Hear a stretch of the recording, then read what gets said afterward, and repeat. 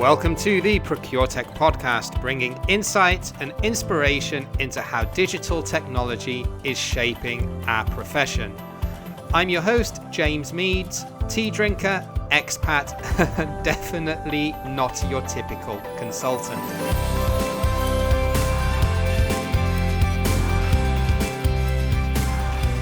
Yes, hello, and welcome to another episode of the ProcureTech podcast. And on today's episode, we're going to be looking at a topic that is very, very pertinent at the moment. We're going to be looking at the future of procurement recruiting and also the future composition of procurement departments in general. Because not only are we looking at extreme change post-COVID-19, we're also grappling with all of the technological transformations which are facilitating a lot of things that traditionally would have been done by people in procurement that can now, and even more so in future, be automated.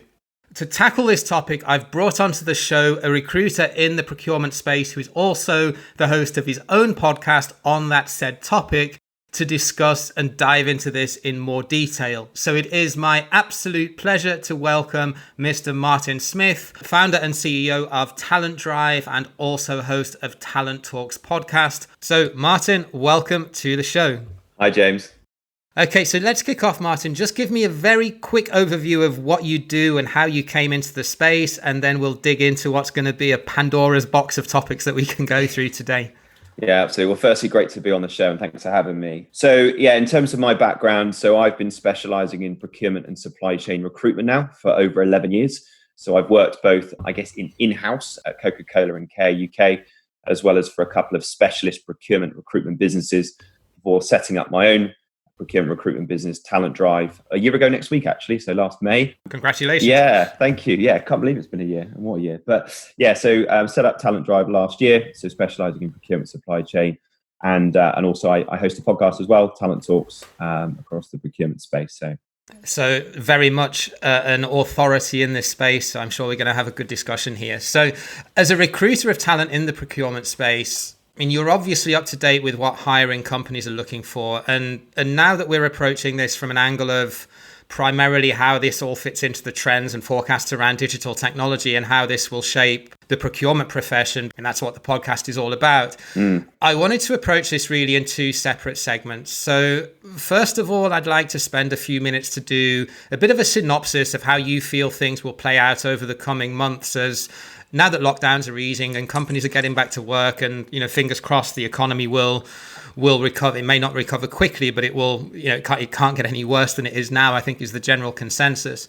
And then in the second part of the interview, I'd like to drill down and spend a little bit more time on this, focusing on a topic that chimes in more with the general objective of what I'm doing with the ProcureTech podcast. And that is to explore how trends in technology and digital transformation in the procurement space are going to be reflected in the skills and the types of roles and really the anatomy in general of how procurement teams are going to look in the future. Sure, I'll do my best. So let's jump into the first part. So now, one of the things that happened pretty much overnight once lockdowns were implemented across the globe is that certainly white collar positions, which procurement obviously falls into, were moved into remote work or home office pretty much immediately, forced through the necessity to keep working whilst not being able to, for the most part, commute into the office. And I, for one, do think it's perhaps a little bit naive to expect that all positions in procurement will suddenly be switched to a remote work arrangement. But at the same time, I also think that this has opened up a Pandora's box, which is going to be very, very difficult to close because candidates now are going to be, I guess, starting to question why jobs can't be done remotely, at least in part.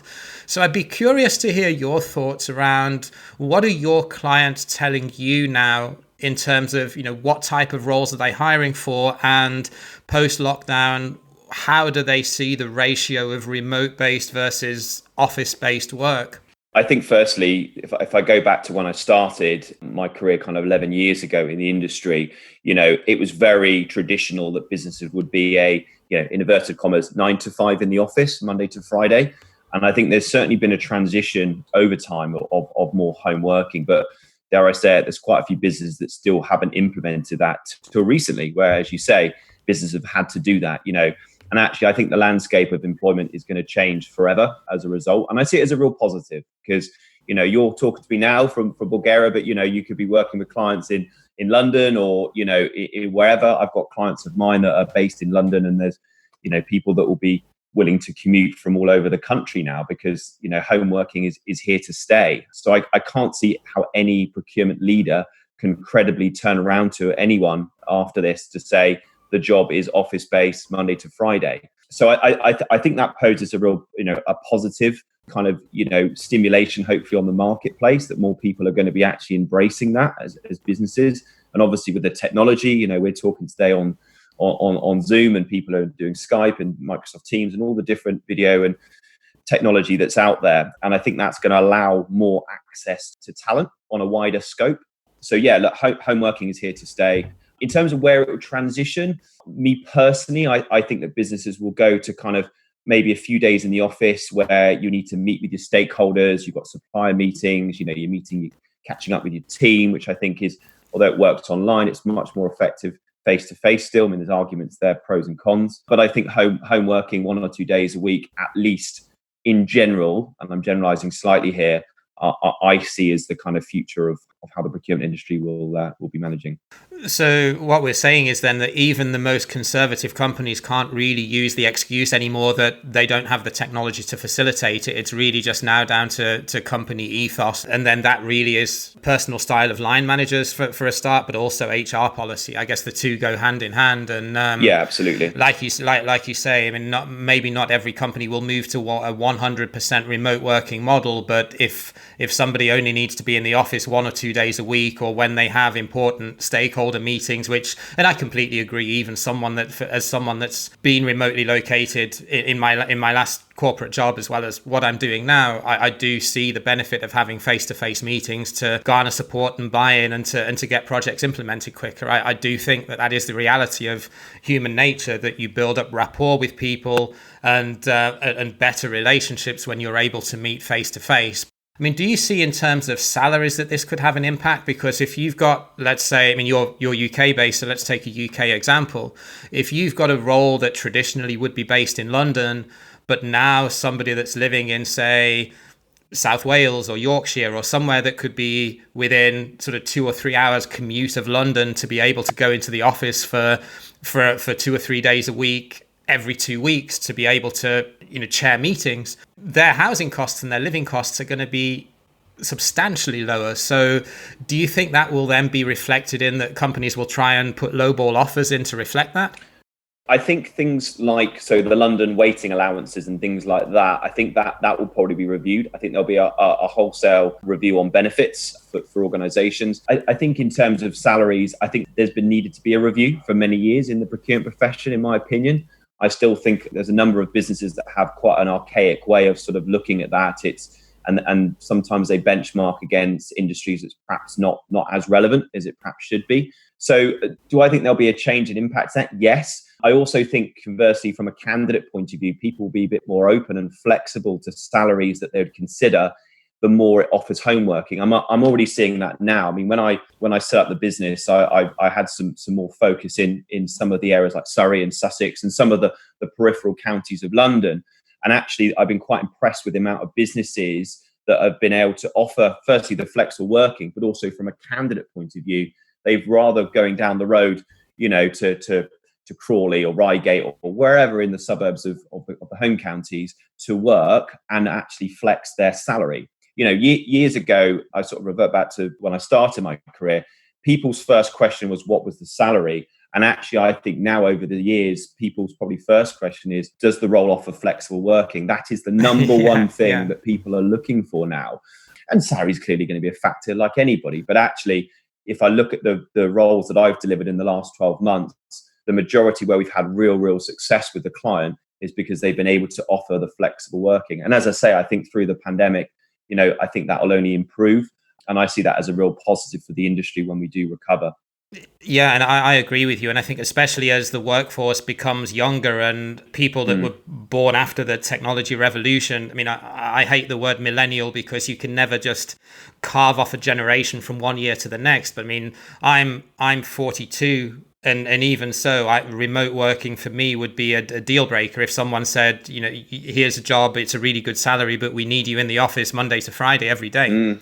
And I think more businesses are doing that. I mean, Twitter have announced, haven't they, that they're only going to be working people from home. That is the default, and maybe some of the fintechs and other technology businesses, which maybe we'll come on to, might be going that way. I think it's a really interesting sort of take on it. I mean, I think conversely, the other side of it, I mean, I've been working from home now for 2.5 months, obviously, as we all have. And I do miss people, although the video technology and all the ability to communicate with our friends and our family and indeed colleagues is been great. I miss also people, actually, particularly when I'm getting briefed on new jobs. It's quite strange at the moment to be just purely, speaking to them on the phone, no matter how well I know them or not. I think it's really beneficial to meet the business, to understand the culture and the environment, and even things like the logistics of getting there. But I think for me, I've now recruited people that have never met the line manager, and actually I challenged a lot of my clients in March that were still recruiting on, you're going to have to make a decision on someone here purely from video calls and phone calls. And to be fair, I've been quite impressed with the profession. They've really stepped up to the plate and they have committed and they've made decisions. But it's strange. I was talking to someone this morning and she's having her laptop posted to her and all of her equipment ready to start next Monday. So it's a really interesting sort of way. And businesses have had to be agile. They've had to adapt to it, as we have as recruiters. We've had to adapt to that being the normal recruitment process at the moment. So the second part of this question, it's kind of bolted onto the general economic situation that we find ourselves in, alongside the fact that people can work remotely and be a lot more agile now due to technology than they were previously. But do you think that companies going forward, or based on conversations that you're having, will be more inclined to recruit contract-based roles for either fixed periods of time or to deliver certain projects because of the risk maybe of having too much headcount on their payroll, given the extreme volatility of the economy at the moment, especially if there's talk of second waves of COVID-19 outbreaks in the autumn? I mean, nobody knows if that's true or not, but given that we're going to be going into pretty much uncharted waters, and with all the technology that facilitates remote working these days, do you see that being more of a thing? Yes, yeah, I do. I mean, I use the analogy of three doors. So three doors were shut, in early March when lockdown happened. You had the door of natural attrition roles, i.e. there's headcount and they've had to pause that. It was stopped. Interim resource was stopped. And then increasing headcount roles, through transformation projects that businesses were doing, was stopped. So I think those three doors will obviously eventually open, but the first door will be natural attrition. Businesses that maybe someone has exited the business and they haven't been able to backfill that. I think that will open first, and probably, and my hope is, in tandem with some of the interim resource. I think you're right. Businesses are going to be having needs for set periods of time, maybe in response to COVID, where they need someone to come in and do a whole review on supplier risk, as an example. And actually then that will be a set project for X amount of time. So yeah, I think interim resource will definitely be the first door to open. As I say, my hope is in parallel with natural attrition roles. And I think, unfortunately, it's going to be, I don't like quoting numbers because it's a bit of a crystal ball, isn't it, at the moment, but I would say 6 to 12 months before realistically transformation projects that have been paused or, reorganizations of procurement functions, I think before that will sort of get lifted and start actually, supporting that recruitment. Yeah, so it's going to be backfilling essential roles before people look at more sort of strategic, longer term projects going forward, or complete restructuring of their departments, which makes sense. I think the other point I would make is, from an interim point of view, I was giving some advice on one of my webinars that I did a couple of weeks ago. And I was sort of saying to people, actually, now's the time for interims to really be looking at perhaps tapping into sort of SMEs, charities, social enterprises, startups, businesses that don't have a procurement function at the moment.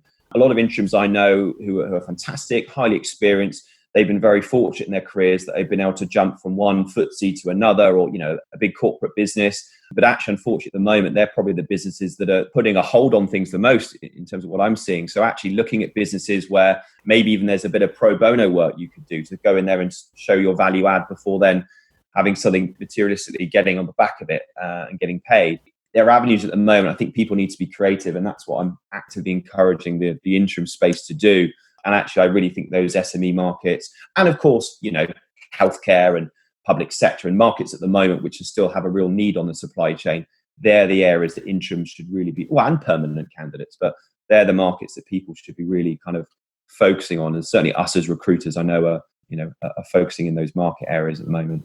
Yeah, it's really interesting to hear you say that, because essentially that's my business model in terms of, I mean, I am finding that the very small businesses, sort of 5 million-ish businesses are, you kind of having to explain what procurement does to them, which is never a good start when you're trying to sell something. But certainly SMEs that maybe have a very small buying department, which is tactical in nature and has a manager of that manages perhaps a team of 3, 4, 5 people, they have real potential, because that manager or procurement director is essentially just micromanaging his team rather than doing the strategic work that essentially I guess he or she is paid to do. So yeah, it's interesting to hear a recruiter say that, because I completely agree with you. And cost is everything at the moment, right? Cost is going to be a focus for every business. Clearly procurement are a commercial vehicle in any function, and actually if you're turning around to a CFO in a business that don't have a procurement team and saying, look, I can do a spend analysis on your business and actually look at ways where I can save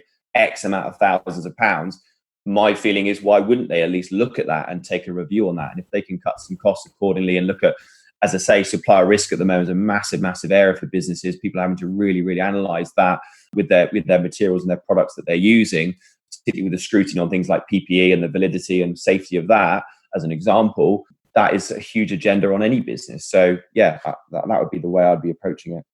So just a quick interlude before we move on with the rest of the podcast, just to say that if you are a procurement leader or a finance leader in a manufacturing company and you're struggling to get to grips with your spend, or you just maybe need an extra pair of hands to resolve a specific issue and drive some bottom line results, just drop me a connection request on LinkedIn, or just ping me an email to info@jamesmeadsconsulting.com, or just follow the link in the show notes to book a free 30-minute initial call with me, so as I can learn more about your business and what I can do to help you. So now let's jump right back into the interview.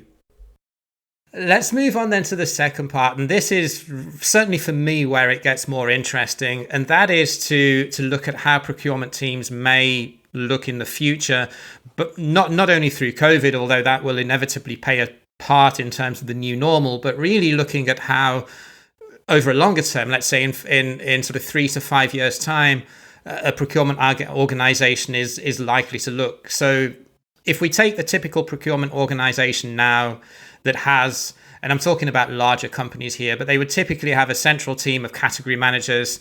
They would have a few people doing process optimization, center of excellence type work. They may have people in supplier quality or supplier development roles, and then there's usually a strategic projects branch as well. Just talking really crudely. I mean, I know every department is different. And then you have your local teams, which are typically sort of more operational or tactical buyers, with perhaps a country or a plant purchasing manager in large production sites who are more deeply intertwined with the day-to-day running and demands of the business in that said location. Going forward, I personally see some massive changes coming into play here, really just by observing the marketplace and listening to how the skill sets are going to change in terms of what procurement professionals need to have in their toolkit, how things like geo arbitrage could play a role, that you're not just competing now against a guy that lives 30 kilometers down the road that's applying for the same role, and you could be competing with someone in India or South Africa for the same position. And also things like automation. And as technology develops, will we need more data scientists working in procurement as a key driver of effectiveness? I think all of this sort of bundles into the general question of, as a recruiter, are you starting to see these trends come in, or a business is still very much in the here and now and not really planning for the future skill set that they're going to need? No, I think I think in the procurement space, businesses are planning for the future. I mean, I think my first comment, this podcast is all based very much around sort of technology and that within the procurement world. I think I see digital as being that kind of natural evolution for procurement. It's kind of building on that sort of e-procurement era that we had, sort of 10, 20 years ago, introduction of SpendCube and reverse auction platforms and e-catalogs and obviously integration of P2P automation process into procurement. that's having, a huge bearing on the industry. The businesses in procurement that aren't going to be successful are the ones that aren't able to embrace technology and really be able to sort of climatize to the digital age that we're now in. Digital's across every platform. It's not clearly just in the procurement world. It's on your phones, it's social media, it's how we interact with each other. And I think, from a procurement standpoint, AI and robotics, I mean, we all know in the industry that is a huge thing that's been coming up. And actually, the more traditional ways of doing the labor intensive sourcing sort of exercises are being very much supported by this new technology. So I think the landscape of what a procurement professional's kind of, I guess, needs are in future departments and future areas is going to be very different to certainly what it was 10, 15 years ago. So we're going to see an increasing rise in AI and robotics. We're seeing that with every client, every role. I think there's often a bit of almost a lazy stereotype that you only need to be IT and tech savvy if you're in an IT procurement role. I've seen that bounded around on a few things, and it couldn't be further from the truth. Yes, of course, if you're an IT procurement professional, you need to understand, the software licensing suppliers or, the hardware suppliers or whatever that may be, whatever category you cover. But actually, doesn't matter what area you're doing, you need to understand how to run an e-auction, how to work off a bit of software or platform to automate the spend that you're analyzing or whatever that may be. So it's something that every single procurement person needs to be acclimatizing to and really understanding and educating them on how technology is going into the procurement world. And it's going to be different. And I think actually as a result, the kind of what you and I would define as the day-to-day sourcing, a lot of the heavy lifting is going to be done by AI and robotics. And actually procurement people are therefore going to have probably more time to focus on the supplier relationship management side of things and looking at kind of supplier risk and going out with stakeholders and making sure that what they're executing, they're adhering to and almost those soft skills which we hear about a lot in the market. And I mean, I 100% agree with your analysis there, and I also think it's a question of when rather than if. Yeah. But I suspect in 5 years' time, certainly in the more progressive companies that are driving forward with really adding value to their procurement organizations, I don't think there will be tactical or operational procurement roles. I think they will cease to exist, or even if they do exist, they'll be done in low-cost countries, because you don't need to pay a Brit or a German €50,000 per year to tap orders into SAP all day and chase up accounts and deliveries. Absolutely. And the value add, as I say, the value add for procurement people, they need to understand the technology that they're using, but the value add for them is, as I say, it's the soft skills, it's the stakeholder management, and it's going to be that sort of SRM piece. They're the thing that certainly, the clients that I work with have really been wanting me to sort of focus on. And if I read any job description that I've ever done since I set up the business last year, everything talks about tools, data, systems. There's something in there, no matter what category that role is procuring. So yeah, it's certainly here to stay, and it's only going to be part of the evolution of the industry. So off the back of this, then, what do you think is going to be the biggest change in terms of skill sets that employers are going to be asking for? Because over the past 1 or 2 years, I've certainly noticed a shift in job descriptions that I see, that there's much more emphasis now on influence and persuasion skills to be able to persuade internal stakeholders to actually implement what procurement want to do, because we've always had a bit of an image and influence problem within organizations, mainly because this is one of my favorite rants, but procurement doesn't have a seat at the top table. And because procurement got rid of all of their admin assistants about 10 years ago, sales never did, by the way, funny that, a lot of procurement people tend to be stuck doing a lot of administrative tasks all day. So I ran a poll on my LinkedIn profile a couple of months back and asked procurement professionals, what's your biggest challenge, negotiating with external vendors or with internal stakeholders? And 90% said, roughly speaking, might have been 95 even, said negotiating internally. And it's because of what I just said. So are marketing or sales skills and sort of more psychological skills going to be much more key going forward? I mean, we're seeing it already, but is that just going to accelerate? Yeah, absolutely.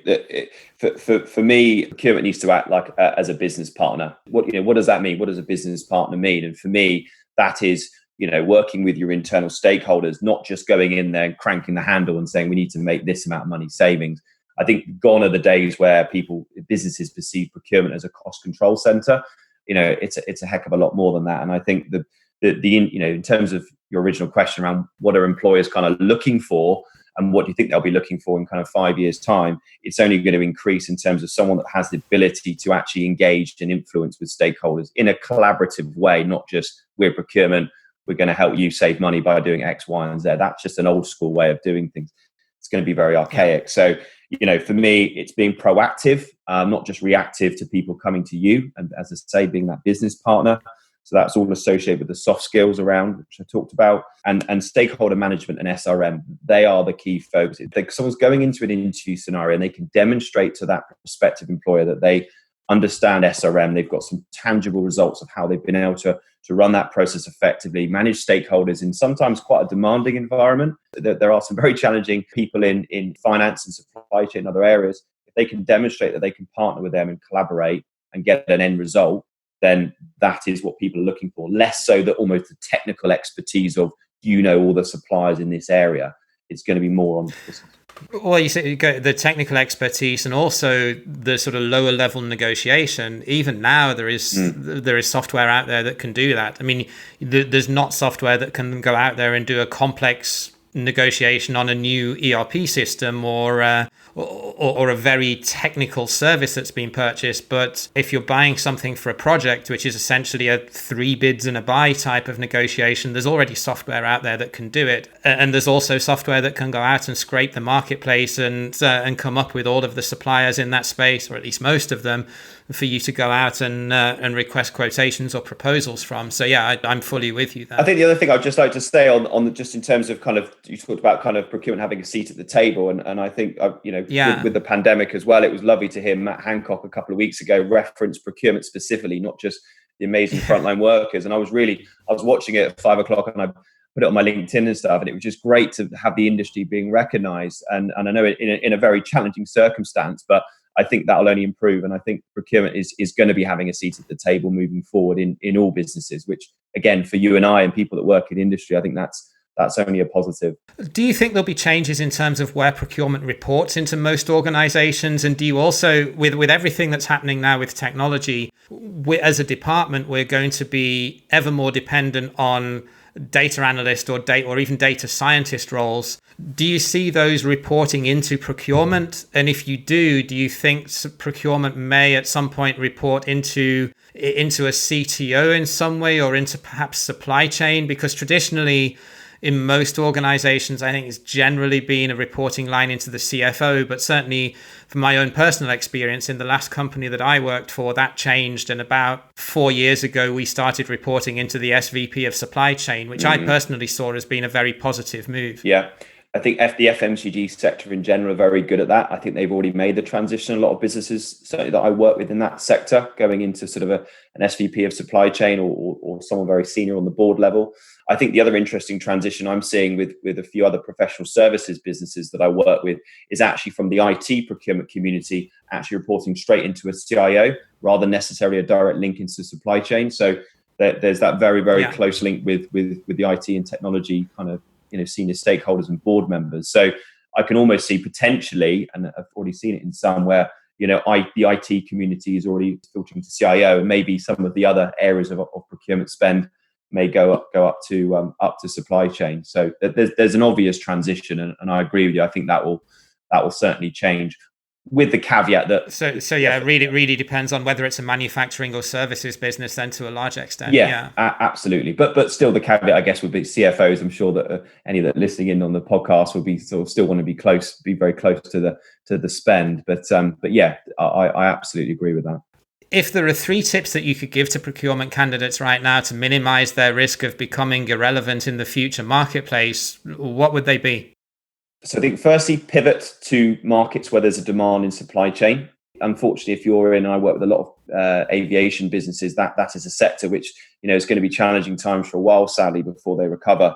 So I think if you're in those kind of markets or industries, I should say, I think certainly look to pivot to markets where there's going to be a demand in supply chain. Secondly, I would say look at upskilling yourself in terms of some of the technology and the trends and things that are going on. I think if you're getting more intel and experience, and whether that's through books or whether that's through SIPS training courses or wherever it may be, I think upskilling yourself on some of these e-auctioning and some of the software that we've mentioned, I think will be a huge benefit for individuals at the moment. And I think the first thing is in terms of be proactive. I know that might sound a bit vague, but I think for people at the moment, procurement is at the table. It's a huge part of every organization in the UK and indeed globally. So I think the more people can be proactive, and that's proactive in terms of their network and getting more connections. That's proactive in terms of engaging with stakeholders in the businesses that they work with, and actually really setting a name for yourself. That's really going to allow you to be at the top and really succeed in the functions you're working in. All fantastic and very pertinent tips. Thank you for that. So if you're listening out there and you're maybe a little bit worried about becoming irrelevant in future, or if you're perhaps in an operational or tactical role and you want to sort of pivot and make your skill set more strategic, then what Martin shared there is very, very relevant in terms of being able to transition into a more future-proof role. So thanks for that.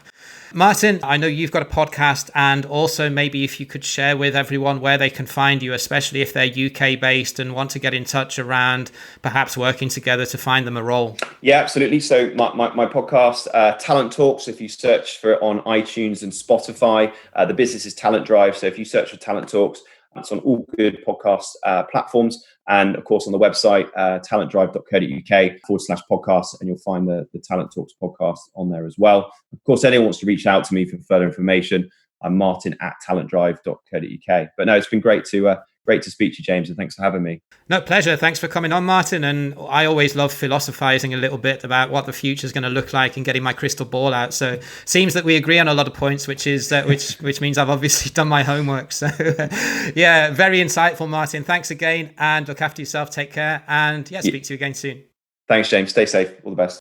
That was a fantastic insight into the world of a recruiter, and it was great to have a conversation with Martin around sort of thought leadership around what's going to change going further into the future, especially around how digital transformation and digital technology is going to really change the nature and scope of the roles that we need to have in procurement departments in larger organizations. So I hope you got a load of value from that, especially if you're a job seeker or if you're currently in your position and you're wondering how to protect yourself from technological change, then I hope this has given you some value.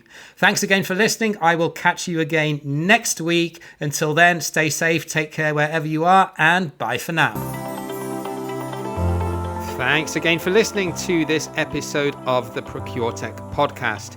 If you like the show, then please subscribe, or even better, why not write us a quick review on Apple Podcasts? It would not only really make my day, but it would also help our mission to enable procurement and finance leaders to become more data-driven through the power of digital transformation.